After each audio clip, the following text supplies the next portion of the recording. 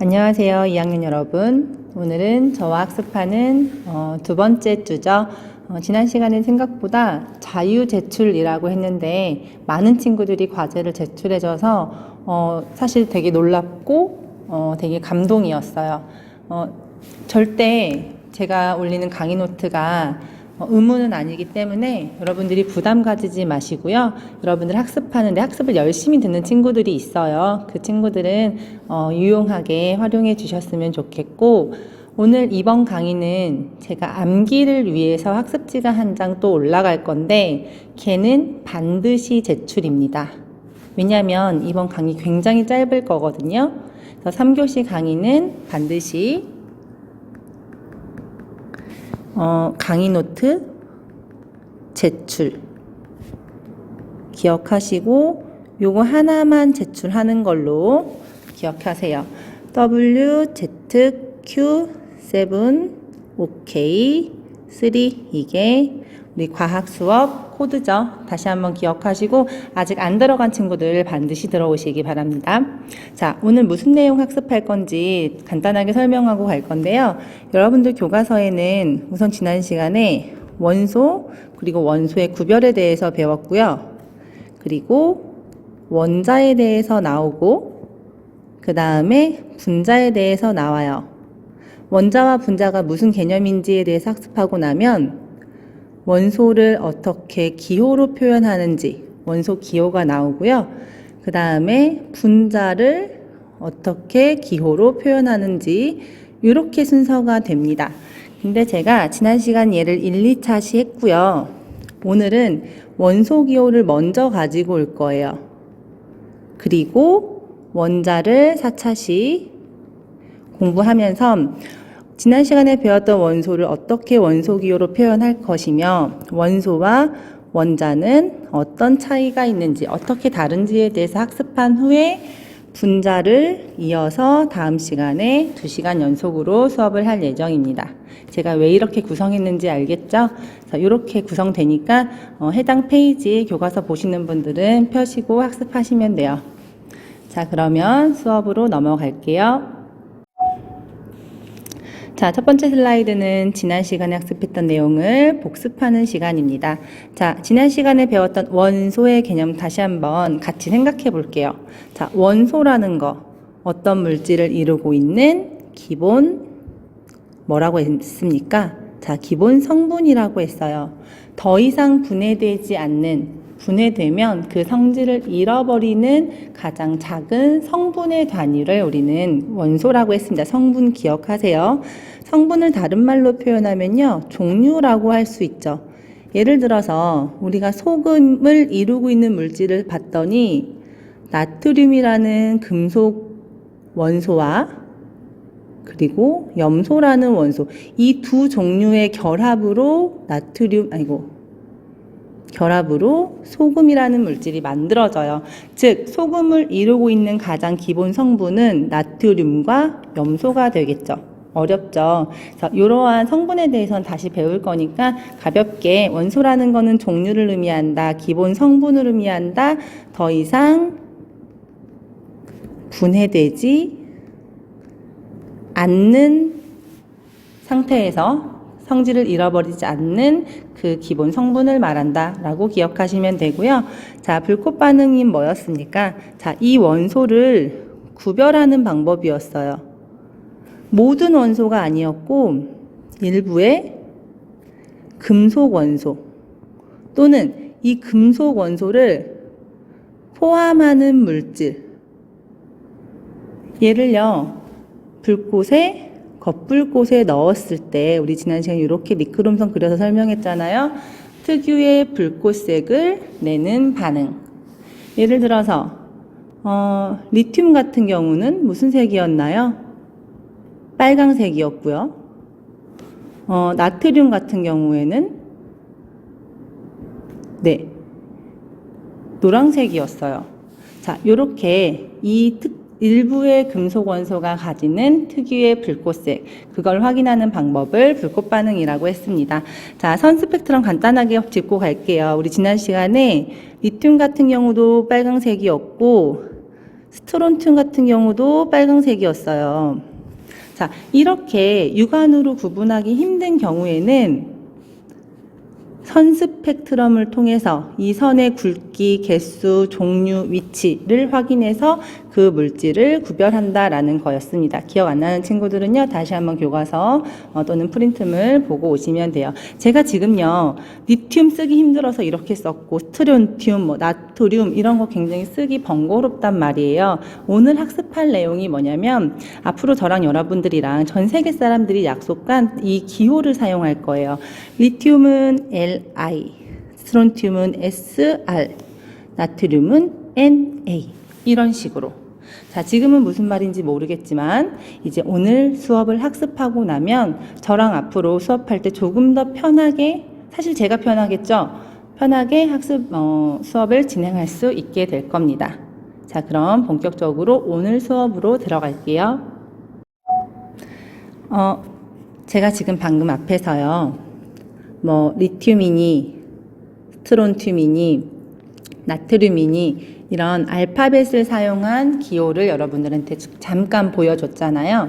자, 이렇게 앞으로 우리는 원소들을 간단하게 알파벳으로 사용하게 될 텐데, 이러한 알파벳을 사용한 원소 기호가 만들어지기 전까지 과거의 사람들은 어떻게 원소를 표현해 왔는지 그 변화 과정에 대해서 간단하게 짚어보겠습니다. 자, 첫 번째 제가 말할 사람들은요, 연금술사들이에요. 연금술사들은 값싼 금속을 금으로 바꿀 수 있다라고 생각했던 사람이에요. 사실 말이 되나요? 안 되죠.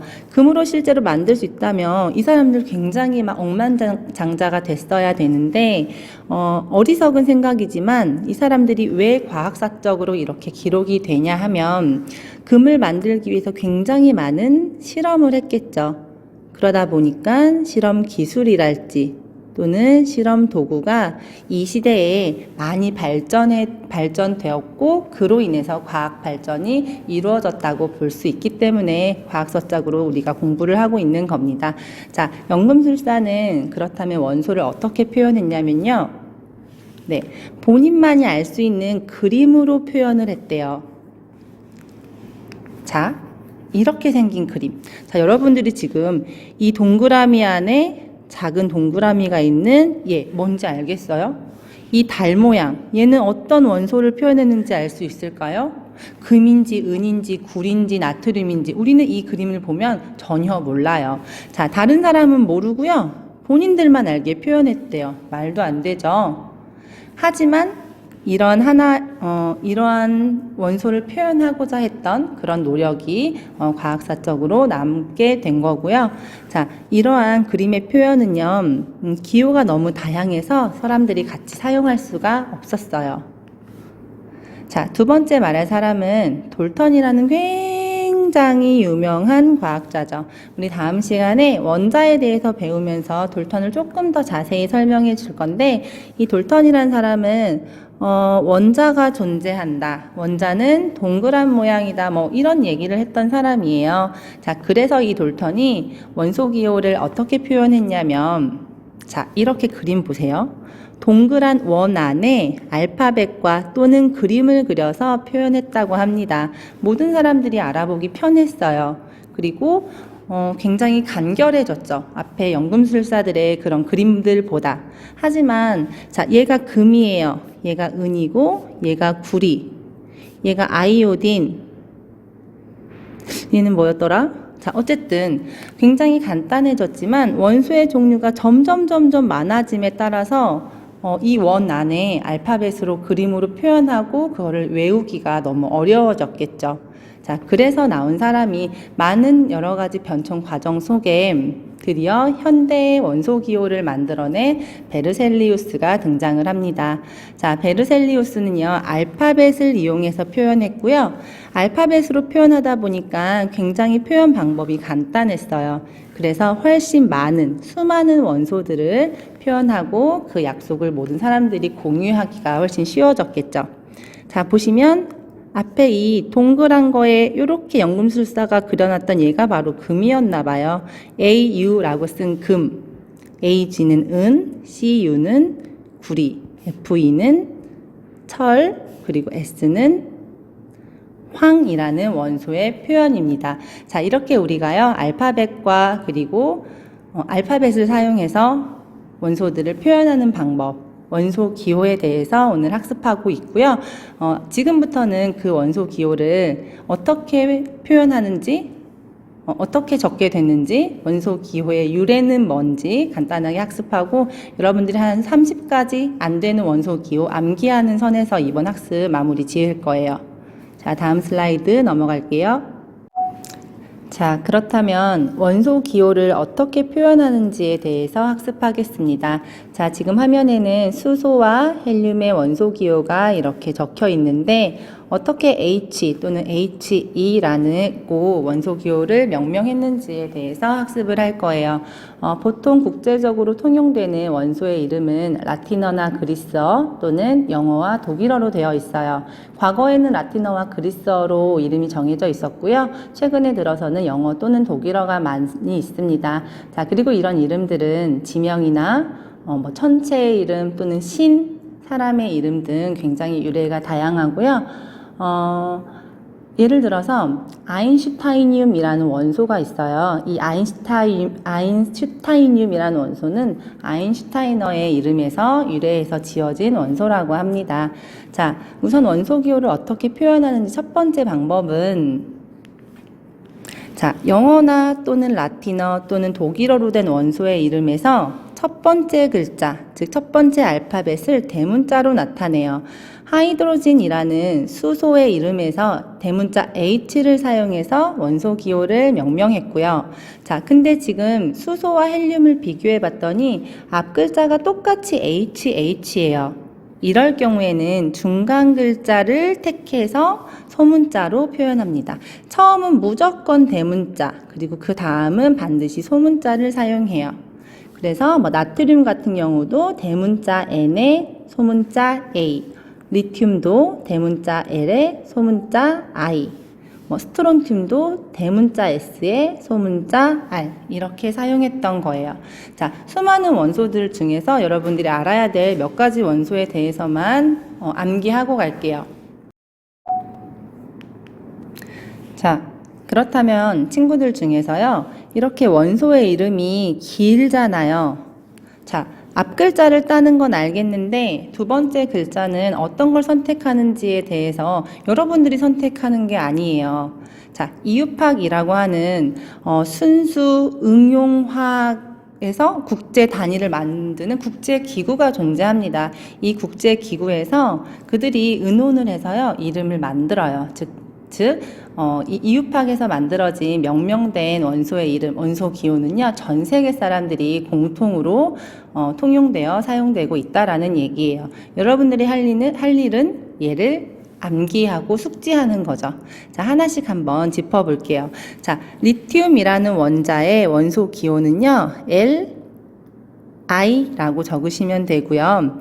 카본은 앞 글자 대문자 C 크게 하나 적으시면 되고, 질소는 나이트로진의 대문자 N, 산소는 옥시즌의 대문자 O. 얘네들 같은 경우는요, 굉장히 빨리 발견된 원소들이기 때문에요, 이렇게 대문자만 가지고 원소를 표현했어요. 그러다가 더 다양한 원소들, 그리고 앞 글자가 겹치는 원소들이 이제 생기면서 중간 알파벳을 사용해서 원소를 표현을 하죠. 자, 플루오린 여러분들이 알고 있는 불소입니다. 얘는 대문자 F. 자, 나트륨 또는 소듐. 소듐이 영어 이름이고 나트륨이 독일어 이름이에요. 얘네 같은 경우는 병행해서 사용할 수 있도록 허용된 애들이라 둘 다 알고 있어야 될 것 같고, 자, 하지만 원소 기호는 NA라고 써요. 자, 마그네슘은 Mg, 옆에 있는 이름도 한 번씩 확인해 주세요. 자, 알루미늄 A, L. 이거 I 아니고요, L이에요. 자, 황은 설퍼의 S. 염소는 C 쓰려고 했더니 탄소랑 겹치잖아요. 그래서 중간 글자 L을 또 사용합니다. 자, 칼륨도 마찬가지로 영어 포타슘과 독일어 칼륨 둘 다 병행해서 사용할 수 있도록 허용된 애들이라서요, 칼륨 또는 포타슘이라고 읽지만 원소 기호로는 K 대문자 사용하시면 돼요. 자, 자, 칼슘은 대문자 C에 소문자 A 사용하면 되고요. 자, 다음 슬라이드 넘어갑니다. 자, 많죠? 자, 철은요, 아이온에서 따오지 않아요. 뭐, 라틴어인 것 같죠? 자, F 소문자 E. 자, 구리도 쿠퍼라고 읽는데, 역시나 영어가 아닌가 봐요. 자, C, U. 자, 은도 실버 아니고요. 아르겐텀이라고 해서요. A, G 사용합니다. 자, 아이오딘 대문자 I 하나 사용하고요. 금도 골드에서 G 아니에요. 금은 A, U 사용해요. 납은 P, B. 얘도 영어 아니죠. 납이 영어로 리드 뭐 이렇게 되잖아요.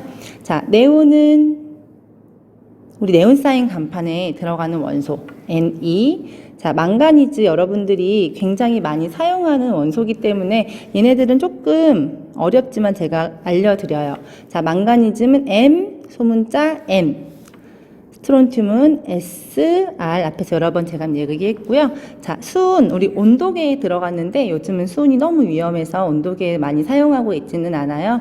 하지만 기억해 둡시다. HG예요. 자, 마지막 라돈, 우리 라돈 검출됐다. 막 굉장히 이슈였잖아요. 그래서 제가 하나 집어넣어 놨는데요. 라돈은 R 그리고 N 이렇게 사용해요. 뭐 앞으로 여기에서 제가 제시했던 거 외에 사용하게 될 경우는 그때그때 알려주겠지만 이 정도는 여러분들이 기억하고 있으면 앞으로 3학년까지 공부하는데 큰 어려움은 없을 것 같아요. 네, 지금부터 여러분들이 원소 기호를 외울 건데 제가 지금 강의 노트 하나 올려놨거든요. 그 강의 노트에 총 27가지 종류를 5번씩 쓰게 돼 있어요. 별로 안 되죠? 네, 이거